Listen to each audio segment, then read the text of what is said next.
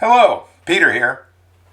I don't know about you, but I find myself really getting caught up in the Olympic spirit this year, watching the games that are currently underway in Paris.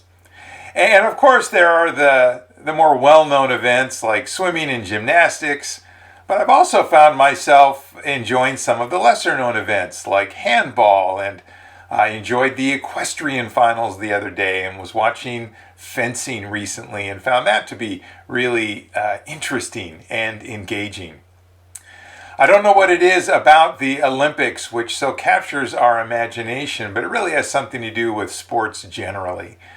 When we watch athletes competing, we are inspired by their dedication to the sport, by their discipline, and also the immense effort that they are putting out to do their very best.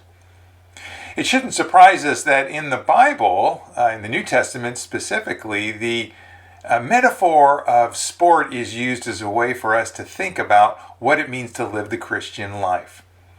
The author of Hebrews, for instance, puts it this way.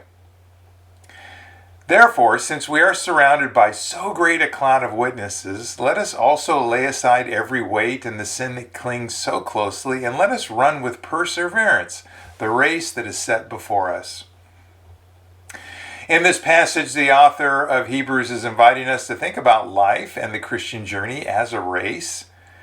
He invites us to think about also who it is that's inspired us to run the very best race that we can. Who are the witnesses, the models that you have experienced in your life that have inspired you to give not only life but also your Christian journey its very best effort?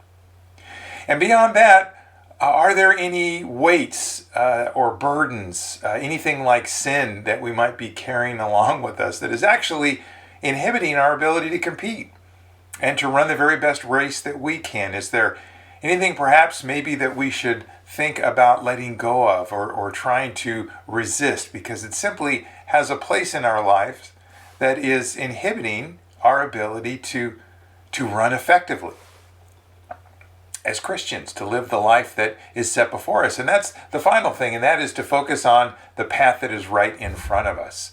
It's easy to get distracted in life, but what is it that we have right in front of us?